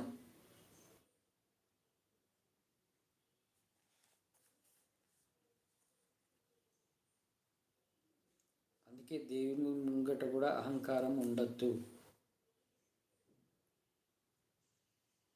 అసలు దేవునికి అహంకారం అనేది ఉంది. ఎలా? దేవుడు 8 చోట్ల ఉంటాడు. భూమి, నిప్పు, నీరు, గాలి, ఆకాశం, బుద్ధి, మన ఆత్మ, అలాగే చివరికి అహంకారంలో ఉంటాడు దేవుడు. ఎందుకంటే వాళ్ళ కర్మలు, పాపకర్మలు, పూర్వజన్మలైనా ఈ జన్మలైనా చేసిన పాపాలను అనుభవించడానికి ఆ అహంకారం ద్వారా వాళ్ళను దేవుని వైపు రాకుండా ఆ కర్మలు చేయడానికి వాళ్ళను అహంకారం ద్వారా ఆ పాపకర్మలు అనుభవించేటట్టు చేస్తాడు. ఎవరైతే శరణు వేడి భగవద్గీత గురించి తెలుసుకోవడానికి ఆలోచనతో మారడానికి ప్రయత్నిస్తారో వాళ్ళలో ఉన్న అహంకారం పోతుంది. కాబట్టి అప్పుడు దేవుడు నేను అహంకారంలో ఉన్నా కానీ ఇతను అహంకారాన్ని వదిలేసి నా వైపు వస్తున్నాడు కదా అనే ఆలోచనతో ఖచ్చితంగా దగ్గరకు తీసుకుంటాడు. ఇది చాలామందికి తెలియదు. మన మైండ్ అనేది ఎలా అదుపులో పెట్టుకోవాలి, అసలు దేవుడు మన మైండ్తో ఎలా ఆడుకుంటాడనేది తెలుసుకోవాలి. ఇప్పుడు నువ్వు ఒక రోడ్డు మీద పోయినావంటే, నువ్వు మంచి దారిలో పోయినా కానీ ఎవడో ఒకడు గుద్దాడు అనుకోండి, గుద్దితే ఏదో ఒకటి యాక్సిడెంట్, ఏదో దెబ్బలు తాకుతాయి. అంటే అక్కడ అర్థం ఏంటి? నీ పూర్వజన్మ పాపమో ఈ జన్మ పాపం వల్ల అక్కడ యాక్సిడెంట్ అయ్యింది. అది ఎవరి వల్ల? ఎదుటి మనిషి వల్ల. అంటే అక్కడ అర్థమైంది, నువ్వు చేసిన పాపకర్మకు అనుభవించడానికి ఎదుటి మనిషి ద్వారా నువ్వు యాక్సిడెంట్ అయింది. అక్కడ అర్థం ఏంటి? ఆయనలో పరమాత్మ ఉన్నాడు. ఆ పరమాత్మనే ఆయన ద్వారా ఏదో స్పీడ్గా వెళ్ళాలని, ఏదో తొందరపాటుతో అతను కూడా వెళ్ళడం వల్ల, ఆయనను అలా చేపించడం వల్ల ఇతనికి యాక్సిడెంట్ అవ్వడము ఇవన్నీ జరుగుతాయి. శివాజ్ఞ లేనిది చీమైన కుట్టదన్నట్టు, ఎవరి ఆజ్ఞ లేనిది, ఆయన ఆజ్ఞ లేనిది ఈ ప్రపంచంలో ఏ మనిషికి ఏమి జరగకుండా అనేది ఉండదు. చిలుకూరు బాలాజీ టెంపుల్ అయ్యగారిని ఒకరోజు కొట్టారు.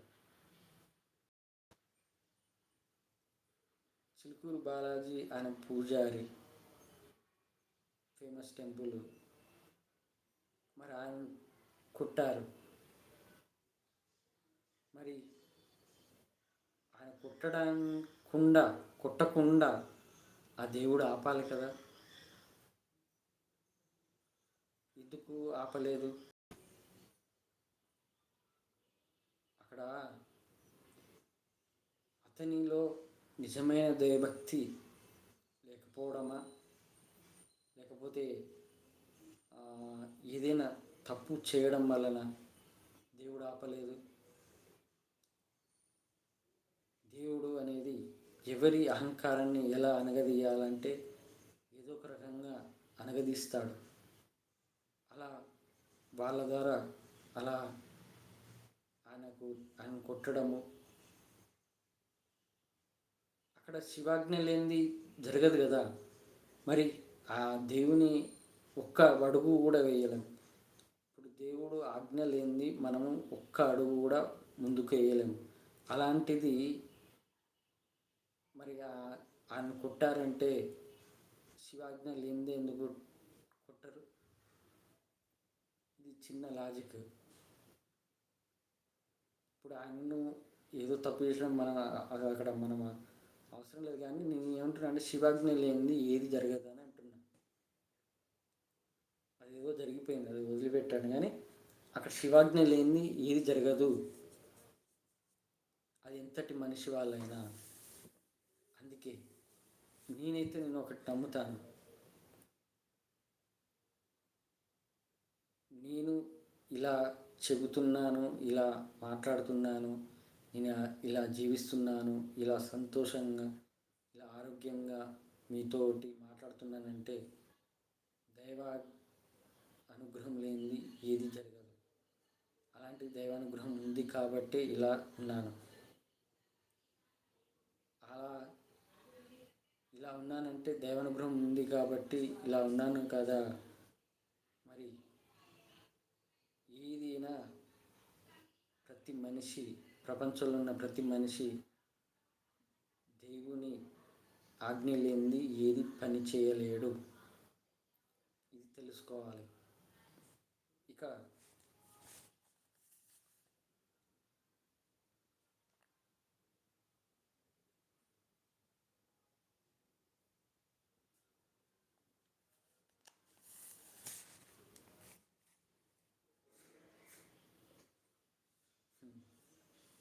కామెంట్ పెట్టారు, ముసలివాడిలో మాట్లాడుతున్నామని. ఇప్పుడు ఇట్లాంటి కామెంట్లు నేను పట్టించుకోను. ఏంటంటే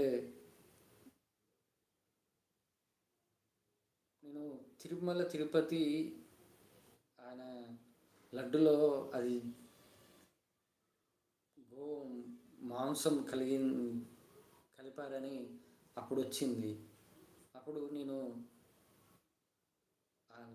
ఓం నమో వెంకటేశాయ నమః అనుకుంటూ ప్రసాదం తీసుకుంటే అది పవిత్రమే అయిపోతుంది, దాంట్లో నువ్వు బాధపడనక్కర్లేదని అంటే ఒకరు కామెంట్ చేశారు, నువ్వు తిన్నావు కదా ఆల్రెడీ అని. నాకు అప్పుడు మస్తు కోపం వచ్చింది. దాని ద్వారా ఒక వీడియో తీశాను, చాలా సీరియస్గా మాట్లాడాను. దేనికి సీరియస్ కావాలనో, దేనికి కోపం రావాలనో అప్పుడే వస్తుంది.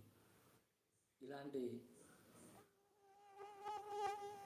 చిన్న చిన్న కామెంట్కు ప్రతిదానికి రియాక్ట్ అయితే అది మన టైం వేస్ట్ చేసుకున్నట్టే. ఇక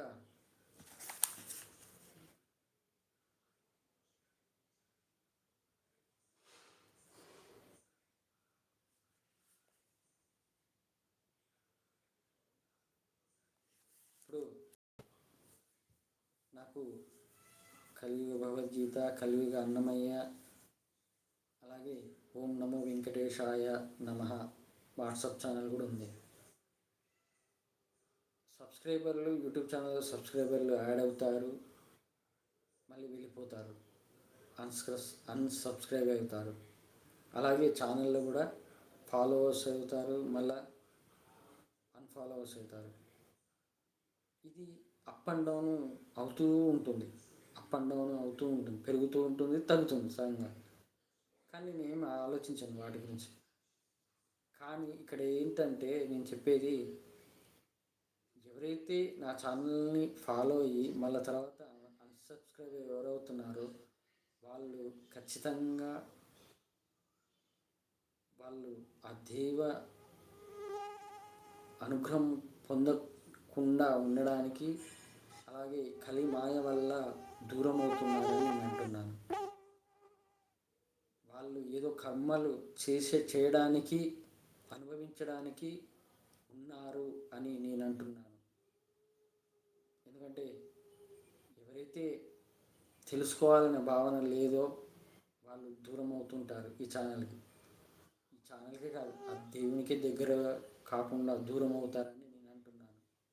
ఎందుకంటే వాళ్ళ కర్మలను బట్టి అనుభవించడానికి, అలాగే వాళ్ళలో తెలుసుకోవాలనే ఆలోచన లేకపోవడం వల్ల అది ఆ ఆలోచనతో వాళ్ళు అన్సబ్స్క్రైబ్ అన్ఫాలో అవుతుంటారు. ఇలాంటి వాళ్ళను నేను పట్టించుకోను.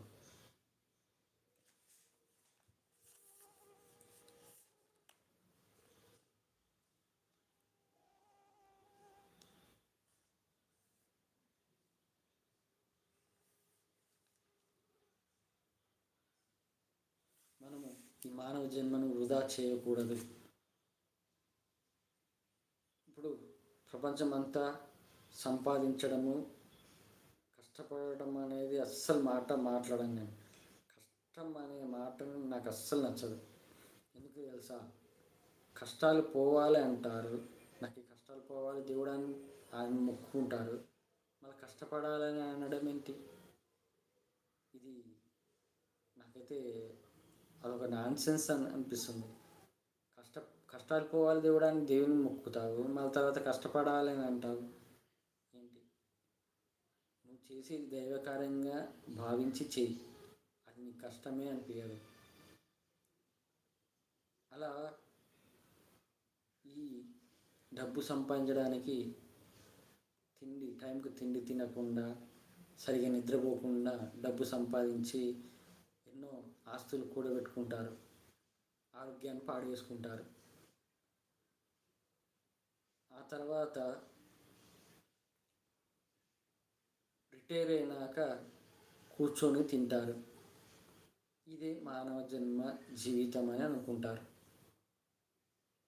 కానీ భగవద్గీత ప్రకారం మానవ జన్మ రహస్యం తెలుసుకున్న వాళ్ళైతే ఖచ్చితంగా ఆ పని చేయరు.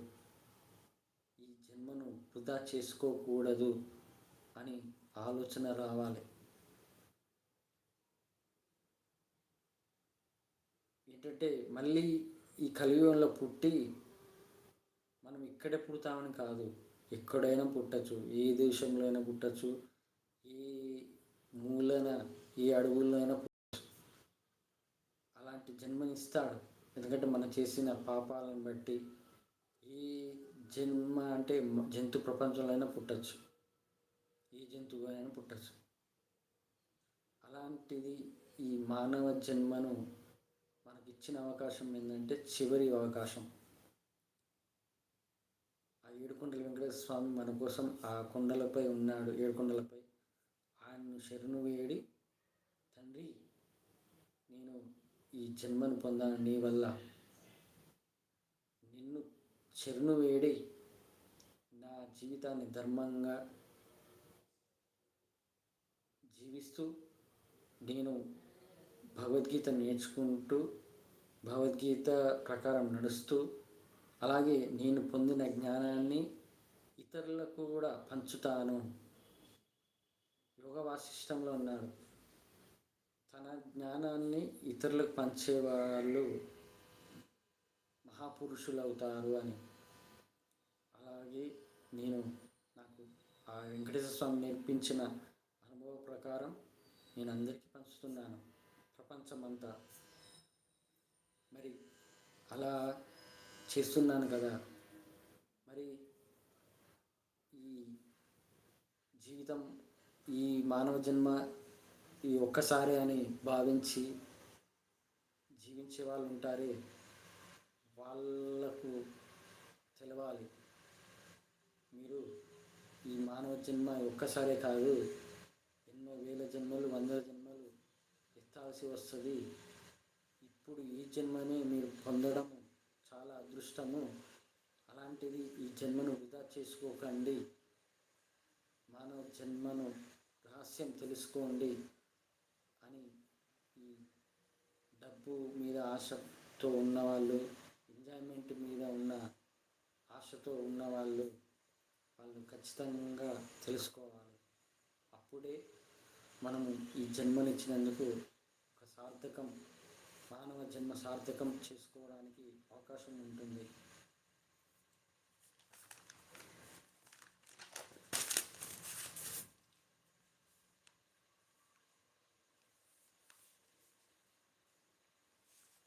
నేను అప్పుడప్పుడు బాధపడుతుంటాను.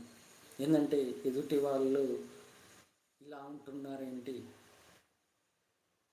వీళ్ళు ఎప్పుడు మారుతారు, భగవద్గీతను ఎప్పుడు తెలుసుకుంటారు, భగవద్గీత గురించి తెలుసుకోకుండా మీరు జన్మను వృధా చేసుకుంటున్నారని బాధపడతాను. ఎందుకోసం తెలుసా? ఆ బాధలో కూడా కోపం వస్తుంది. ఎందుకు కోపం వస్తుంది తెలుసా? ఆ ఏడుకొండల వెంకటేశ్వర స్వామిపై ఉన్న ప్రేమ. ఎందుకంటే ఆ వెంకటేశ్వర స్వామి పుట్టించాడే మిమ్మల్ని.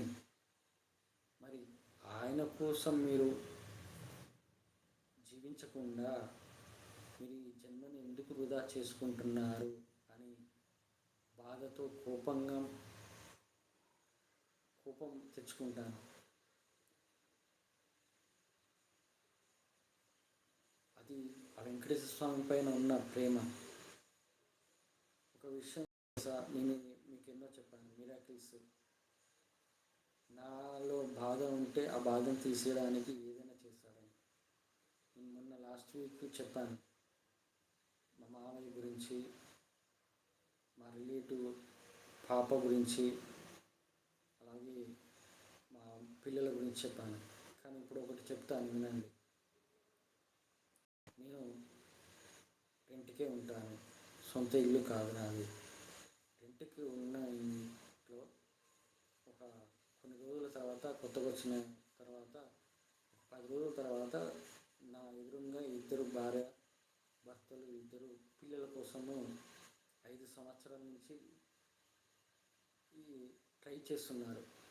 వాళ్ళ డాక్టర్లతో హాస్పిటల్ చుట్టూ తిరుగుతూ 5 సంవత్సరాల నుంచి వాళ్ళు ఇబ్బంది పడుతుంటే నాకు తెలిసింది, వాళ్ళ పిల్లలు లేరు, 5 సంవత్సరాల నుంచి ఇబ్బంది పడుతున్నారని. నాకెందుకు సడన్గా దేవుడు ఆలోచన తెప్పించాడు, నువ్వు వెళ్ళి వాళ్ళకు చెప్పు, వెంకటేశ్వర స్వామిని శరణు వేయడమని, అంటే వెంకటేశ్వర స్వామి వ్రతం చెయ్యమని, 7 శనివార వ్రతం చెయ్యమని చెప్పు అని అన్నాడు. అలా మనసుకు ఆలోచన తెప్పించాడు అంతే.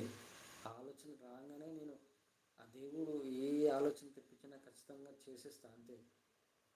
అలా నేను వాళ్ళని కలిసి ఇలా ఉన్నారంట కదా, ఇలా బాధపడుతున్నారంట కదా, ఎందుకో నా మనసుకు ఆ దేవుడు తెప్పించాడు మీతోటి మాట్లాడమని, వ్రతాలు చేయమని అని. మీరు మొక్కండి, 7 శనివార వ్రతం చేస్తామని మొక్కండి, నేనే చేస్తాను అని వాళ్ళకి చెప్పాను. ఆయన సంతోషపడ్డాడు. నాకు చాలా సంతోషంగా ఉందండి మీరు ఇలా చెప్పడము అని అన్నాడు. అలా మాట్లాడినాక ఒక 1 మంత్ కూడా టైం పట్టలేదు, వాళ్ళ ఇంట్లో పాప పుడుతుందని వచ్చేసింది వార్త, శుభవార్త వచ్చింది వాళ్ళ ఇంట్లో. అలా ఏంటంటే నేను ఒకరి గురించి ఆలోచించాను, ఎలా నిష్కల్మషంగా, ఎలాంటి స్వార్థం లేకుండా వాళ్ళ గురించి ఆలోచించాను. అయ్యో పాపం 5 సంవత్సరాల నుంచి బాధపడుతున్నారు పిల్లల కోసం అని బాధపడ్డాను. అలా నేను బాధపడ్డందుకు ఆయన ఆలోచన తెప్పించాడు, మాట్లాడేటట్టు చేశాడు. అలా కలవంగానే అలా జరిగింది. వాళ్ళ ఇంట్లో శుభవార్త వచ్చేసింది. ఇది కూడా ఒక మిరాకిలే కదా. ఎంత వెంకటేశ్వర స్వామి ఎంత నా బాధను ఎలా తీర్చేస్తున్నాడంటే, అసలు నిజంగా చెప్పాలంటే ఆయన దేవునికి మొక్కుతూ ఎన్నోసార్లు ఏడ్చాను. కానీ ఆయన కలలో ఎన్నోసార్లు పాదాలు పట్టుకొని ఏడ్చాను. ఆయన ఒకసారి ప్రత్యక్షమైతే ఇంకెంత ఏడుస్తాను. అది చెప్పలేని వర్ణనాతీతం. ఆత్మ జ్ఞానం తెలుసుకున్న వాళ్ళు, ఆత్మ సంతృప్తితో జీవించే వాళ్ళంతా ఎలాగంటే ఒక్కటే, దైవము నీ వైపు ఉంటే నీతో పాటు ఉన్నట్టు నిరూపిస్తే అది వివరించలేని ఆత్మసంతృప్తి ఉంటుంది. తనపై ఎంతో అంటే తనలోని సంతోషం వర్ణనాతీతం ఉంటుంది. అందుకే మిమ్మల్ని చెబుతున్నాను, నా అనుభవపూర్వకంగా చెబుతున్నాను, ప్రపంచ ప్రజలకు చెబుతున్నాను. ఆ ఏడుకొండల వెంకటేశ్వర స్వామి ఆయన ఎంత మంచివాడో, మంచి వాళ్ళకు ఎంత మంచివాడో, చెడ్డ వాళ్ళకు అంత చెడ్డవాడు. శ్రీకృష్ణ పరమాత్మ విశ్వరూపంలో అర్జునుని కనబడినప్పుడు అర్జునుడు భయపడ్డాడు. ఏమని? శ్రీకృష్ణ పరమాత్మలో ఒకవైపు నృసింహావతారం, గణేశుడు, శివుడు, ఇంకా మన దేవుళ్ళందరూ కనబడితే ఒకవైపు రాక్షసు రూపంలో కనబడ్డాడు. ఆ రాక్షసు రూపంలో కనపడి ఆ రాక్షసును చంపే విధానాన్ని చూపించాడు. తన నాలుకతో చంపేయడం. కాళీమాత తెలుసు కదా, భద్రకాళీమాత. మహిషాసురుడే కదా, మహిషాసురుడిని చంపడానికి ఆయన రక్తం భూమి మీద పడకుండా ఏం చేసింది భద్రకాళీమాత? తన నాలుకనే నేలగా మార్చేసింది. అది ఆ రూపం అర్జునుడు చూడడం వల్ల భయపడి వణుకు పుట్టి తండ్రి, ఆయన కూడా సాష్టాంగ నమస్కారం చేశాడు. తండ్రి, నిన్ను ఇలా చూడలేకపోతున్నాను, నాకు భయం వస్తుంది, నువ్వు మామూలు అవతారం రా అని సాష్టాంగ నమస్కారం చేసి అర్జునుడు శ్రీకృష్ణ పరమాత్మకు వేడుకున్నాడు. మళ్ళీ మామూలు అవతారం వచ్చాడు.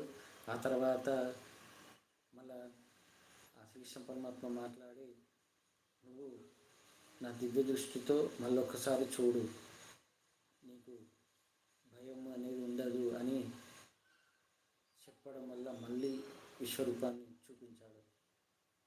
అప్పుడు ఆయన మారాడు అర్జునుడు. తండ్రి, నువ్వెవరో తెలుసుకున్నాను, ఈ జగన్నాటక సూత్రధారివి నీవే, ఈ ప్రపంచాన్ని నడిపించేది నీవే. ఈ ప్రపంచం మొత్తం మనుషులైనా, పక్షులైనా, వృక్షాలైనా, రాక్షసులైనా అందరినీ పుట్టించేది, చంపించేది నువ్వే అని అర్జునుడు అన్నాడు. ఇది ఆర్పి పట్నాయక్ సంపూర్ణ భగవద్గీత ద్వారా నేను చెబుతున్నాను. ఎందుకంటే ఆర్పి పట్నాయక్ సంపూర్ణ భగవద్గీత ద్వారానే నేను కలియుగ భగవద్గీతను అనువదించాను. ఆయన చెప్పింది ఇద్దరి సంభాషణలు చెప్పాడు, కానీ నేను వివరించింది ఏంటంటే, ఈ కలియుగంలో భగవద్గీత తెలుసుకున్న వాళ్ళు ఇలా ఉంటేనే నువ్వు కలియుగంలో నుంచి బయటపడతావు అనేది ఆ వెంకటేశ్వర స్వామి నా జీవితంలో భగవద్గీత ప్రకారం నా జీవితాన్ని మలిచాడు కాబట్టి నేను వివరించగలిగాను. అందుకే శ్రీకృష్ణ మాట, అర్జుని మాట, నా మాట అని ట్రాన్స్లేట్లో వివరిస్తాను. రోడ్డు ప్రమాదాలు, రోగాలు, పడి కొట్లాడుకోవడము, వివాహేతర సంబంధాలు, అక్రమ సంబంధాలు, ఇవన్నీ ఎందుకు జరుగుతున్నాయి? భగవద్గీత తెలుసుకోకపోవడం వల్లనే, భగవద్గీత ప్రకారం నడవకపోవడం వల్లనే, దైవంపై నమ్మకం లేకపోవడం వల్లనే. ఇది తెలుసుకోవాలి ప్రపంచ ప్రజలు. థాయిలాండ్లో భూకంపం వచ్చింది, థాయిలాండ్ వాళ్ళు నా ఛానల్ని అయితే చాలా వ్యూస్ వస్తుంటాయి, చాలామంది లైక్ కొడుతుంటారు. వాళ్ళల్లో దైవంపై అంతెందుకు మనోళ్ళే ఉన్నారనుకోండి, వాళ్ళ భాష ఎందుకు రాదు మనోళ్ళకు, మనోళ్ళే నేర్చుకుంటారు, చాలు సంతోషం. మన ఇండియా వాళ్ళు నేర్చుకున్నారంటే చాలా. వాళ్ళు నేను ఎట్లా మీకు చెప్తున్నానో వాళ్ళు అక్కడ వాళ్ళకి చెప్పరా, చెబుతారు, ఖచ్చితంగా చెబుతారు. ఆ నమ్మకం నాకుంది. అందుకే వెంకటేశ్వర స్వామిపై ప్రేమతో నేను దైవ కార్యాన్ని మొదలుపెట్టాను. ఆయన నాకు తోడున్నాడంతే. ఒక విషయం, నా ఎదురుగా చావు వచ్చినా నేను సంతోషంగా చనిపోతా. ఎందుకు తెలుసా? ఆ ఎవరైతే చావు నాకు ఇచ్చారో ఆయనను థ్యాంక్స్ అని చెప్తాను. నేను సంతోషంగా ఆ వెంకటేశ్వర స్వామిలో ఐక్యమవుతున్నానని సంతోషంగా వెళ్ళిపోతాను. అంతేగాని నాకు ప్రాణ భయం అనేది లేదు, ప్రాణంపై తీపి లేదు. ఇక లాస్ట్ టాపిక్ వచ్చేసి టెన్షన్స్ అస్సలు ఉండకూడదు మనిషికి. ఇప్పుడు దేవుడు కోటీశ్వరులను పుట్టిస్తాడు, మధ్యతరగతి కుటుంబాన్ని ఇస్తాడు, పేదవాడిగా పుట్టిస్తాడు. పేదవాడికి తిండి తినడానికి ఎట్లా అనేది టెన్షన్స్తో, అసలు పేదవాడికి టెన్షనే ఉండదు అనుకోండి. వాడు మంచిగా కష్టపడతాడు, ఉన్న దాంట్లో సంతోషంగా తింటాడు. ఆ తర్వాత దేవుడా నువ్వే నాకు ఎక్కువ అనేటట్టు బతుకుతాడు. పేదవాడి వైపే ఖచ్చితంగా దేవుడు ఉంటాడని ఆ గరికపాటి గారే అన్నారు, పేదవాడి వైపే ఉంటాడు అని. అలా ఆయన మధ్యతరగతి కుటుంబంని పుట్టిస్తాడు. మధ్యతరగతి కుటుంబం వాళ్ళు ఏమి చేస్తారు? వ్యాపారం చేయగలుగుతారా? చేయలేరు. ఎవరో ఒక దగ్గర ఉద్యోగం చేయాలి. ఇక ఆ ఉద్యోగం చేసేటప్పుడు అంటే నా కొలీగ్స్ అయినా, నేను నా చుట్టూ వాళ్ళు ఎలా ప్రవర్తిస్తున్నారని నేను గమనిస్తూ ఉంటాను. నాకు నవ్వొస్తుంది, ఒక్కొక్కసారి బాధపడతాను. ఎందుకంటే పాపం వీళ్ళు భగవద్గీత తెలుసుకోలేదు, అందుకే వీళ్ళు ఇలా చేస్తున్నారని. ఇక టెన్షన్స్ పడతారు. ఇక పని మీద ఒత్తిడి వల్ల టెన్షన్కు గురవుతారు, మెంటల్ టార్చర్ పడతారు. దీనివల్ల ఏమవుతుంది? తన ఆరోగ్యాన్ని పాడు చేసుకోవడం. టెన్షన్స్ పడితే ఏమవుతుంది? మైగ్రేన్ లాంటివి, థైరాయిడ్, అలాగే హార్ట్ మీద ఎఫెక్ట్, ఇవన్నీ జరుగుతాయి. ఇలా మధ్యతరగతి కుటుంబం వాళ్ళు. ఇక కోటీశ్వరులు, బిలియనీర్లు అంటే వాళ్ళు ఆ డబ్బును రక్షించుకోవడానికి, ఆ డబ్బును ఇంకా పదింతలు పెంచుకోవడానికి ఏం చేయాలా, ఏ పని చేయాలా, ఏ బిజినెస్ చేయాలా, ఏది చేయాలి. ఇక 100 బిజినెస్లు ఉన్నాయనుకో, 10 బిజినెస్లు ఉన్నా, ఒక్క బిజినెస్ ఉన్నా, ఇక దాని మీదనే స్ట్రెస్ అంతా పెట్టేసి ఇక ఇది నా జీవితం అని బతికేస్తారు టెన్షన్స్తో. వాళ్ళు టెన్షన్ పడతారు, మళ్ళీ వాళ్ళ కింద పనిచేసే ఎంప్లాయీస్ని కూడా టెన్షన్స్ పెట్టిస్తారు. నేనైతే అస్సలు టెన్షన్ పడను. నేనైతే నవ్వుకుంటా. ఎందుకు తెలుసా? నేను ఈ పని చేస్తున్నా, నా సిస్టమ్ వర్క్ నేను చేస్తున్నా. నా పని అది 10 రకాల పనులైనా కానీ నాకు ఈ దేవుడు చేయమంటుండు, ఈ పని చేయాలి. నాకు ఒక్కోసారి పట్టుదల వస్తుంది, అరే ఈ టార్గెట్, ఈ పని కావాలి అంతే ఈరోజు అని అనుకుంటా. దాని మీద బాగా కాన్సన్ట్రేషన్ చేసేస్తా, పని అయిపోయేటట్టు దాన్ని పని క్లోజ్ చేసుకుంటా. ఇక టెన్షన్ ఆలోచించను. ఇక టెన్షన్ ఎందుకు? ఇంకా మిగతా పనులు ఉంటాయి. అయ్యో ఆ పనులు, ఇంత పనులు ఉన్నాయే, అయ్యో నేను ఎప్పుడు చేయగలను, ఎప్పుడు అవుతుందో, ఆయన తిడతాడేమో, నా సుపీరియర్ తిడతాడేమోనని అనే ఆలోచనతో ఉన్నాను. ఎందుకు తెలుసా? దేవుడు ఆజ్ఞ లేనిది ఒక్క అడుగు కూడా ముందుకేయలేవు. శివాజ్ఞ లేనిదే చీమైన పుట్టదన్నట్టు ఆ పని చేయాలంటే దానికి టైం వచ్చినప్పుడే ఆ పని చేస్తావు అంతే. అంతేగాని మెంటల్ టెన్షన్స్ పెట్టుకొని బుర్ర పాడు చేసుకొని ఆరోగ్యం పాడు చేసుకుంటే, నా శరీరాన్ని పాడు చేసుకుంటే ఆ దేవునికి దగ్గర అవ్వను. ఆత్మజ్ఞానం తెలుసుకున్న వాళ్ళకు, శరీర జ్ఞానం తెలుసుకున్న వాళ్ళకు, దైవంపై నమ్మకం ఉన్న వాళ్ళకు, ఆ భగవద్గీతను అనుసరించే వాళ్ళకు ఎలాంటి టెన్షన్స్ ఉండవు. హ్యాపీగా మనశ్శాంతిగా జీవితాన్ని కొనసాగిస్తారు. ఇది అందుకే ఏ మనిషి టెన్షన్స్ పెట్టుకోవద్దు. టెన్షన్స్ పెట్టుకుంటే నీకు నువ్వు ఒక ఏమంటారు, నీ జీవితాన్ని పాడు చేసుకున్నట్టే.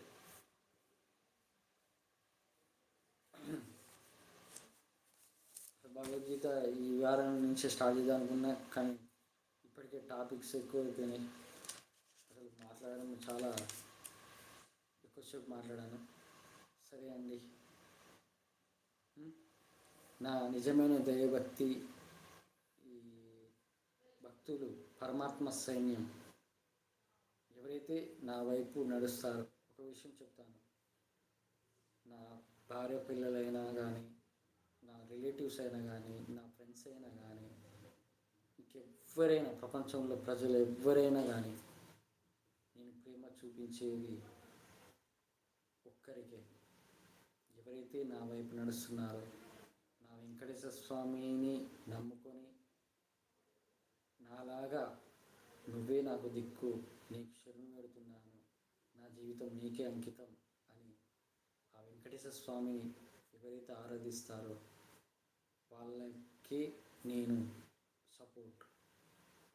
ఇక మిగతా వాళ్ళు ఉంటారే అహంకారంతో, నేనే గొప్ప అని జీవిస్తూ, నా అంతట జ్ఞానం లేదు, నాకన్నా జ్ఞానం ఎవరికి లేదు, నాకు తెలిసిందే అజ్ఞానము, ఆ జ్ఞానమే నా జ్ఞానం అని భావించి అహంకారంతో ఉంటారే వాళ్ళను ఎప్పటికీ నేను దగ్గర తీసుకొని, ఆ దేవుడు కూడా, ఏడుకొండల వెంకటేశ్వర స్వామి కూడా దగ్గరికి తీసుకోవడం. ఇది అందుకే నేను మీకు పోస్టులో చూడండి, నేను నాకు ఒక్కొక్కసారి ఆ ఐడియాలు, ఒక్కొక్క ఆలోచనలు ఎలా ఇస్తాడంటే, ఈరోజు పెట్టాను, నాటకాలు ఆడుతున్నారు, ప్రేమ పేరుతో నాటకాలు ఆడుతున్నారు, ఈర్ష్యతో మంచిగా ఉంటూ నటిస్తున్నారు, దైవభక్తితో నటిస్తున్నారు, అదే ముసుగు వేసుకొని, ఇంకోటి ఇంకేదో రకంగా నాటకాలు ఆడే వాళ్ళను దేవుడు చూడడు. ఆ దేవుడు నాటకాలు ఆడే వాళ్ళను చూడడు.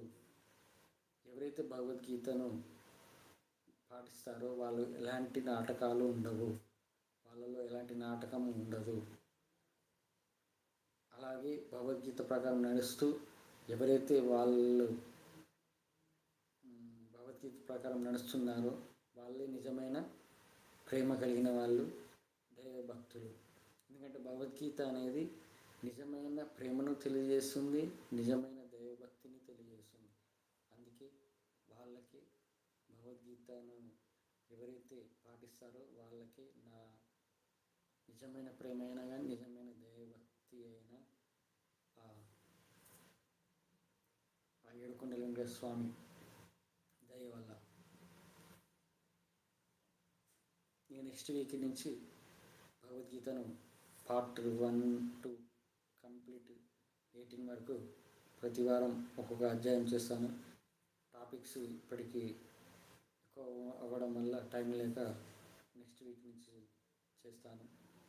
అలాగే క్లాసెస్, కోర్సెస్ కూడా పెడదామని ప్లాన్ చేశాను, కానీ అది ఆ దేవుడు వెంకటేశ్వర స్వామి ఇచ్చినప్పుడు మనము భగవద్గీత నేర్చుకోవడానికి అర్హత ఏంటి, అలాగే మనము ఏమి తెలుసుకోవాలి అనేది మనము ఫస్ట్ భగవద్గీత నేర్చుకునే ముందు ఏందనేది నెక్స్ట్ వీక్ చెప్తాను ఖచ్చితంగా. దీని క్లాసెస్ కూడా కోర్సెస్ అనే ఆప్షన్ ఉంది, అది కూడా ముందు ఫ్యూచర్లో. నేనేమంటానంటే పరమాత్మ సైన్యంలో చేరండి, పరమాత్మ సైన్యం కమ్యూనిటీ ఛానల్లో చేరండి. నాతో డైరెక్ట్ మాట్లాడచ్చు, నాతోటి మీ బాధను చెప్పుకోవచ్చు. నేను నా ప్రకారం మీకు సజెషన్ ఇవ్వచ్చు. అలాగే మీరు నాతో మాట్లాడుతుంటే నేను ఇంకా సంతోషిస్తాను. పరమాత్మ సైన్యం కమ్యూనిటీ ఛానల్ లింక్ కోసం మెయిల్ పెట్టండి, దైవం ది గాడ్ భగవాన్ @gmail.com. అది ఇది మెయిల్ ఐడి ప్రొఫైల్లో ఉంది. దాని ప్రకారం మీరు లింక్ రెప్పించి పెడితే నేను ఖచ్చితంగా మీకు లింక్ పంపిస్తాను. దాని ద్వారా మీరు నాతోటి మాట్లాడవచ్చు. ఇక నమస్కారం. ఈ వారం చాలా మంచిగా అర్థం చేసుకున్నానని, ఆ ఏడుకొండల వెంకటేశ్వర స్వామికి ఇంకా దగ్గర అవ్వాలని, ఆ ఏడుకొండల వెంకటేశ్వర స్వామి దైవ కార్యంలో నాతో పాటు మీరు కూడా ఉండాలని. ఇంకోటి విషయం ఏంటంటే అది ముందు తెలుస్తుంది, అది దైవ కార్యంలో ఎవరెవరనేది ముందు తెలుసు. ఓం నమో వెంకటేశాయ నమః. Thank you so much. Govinda Govinda.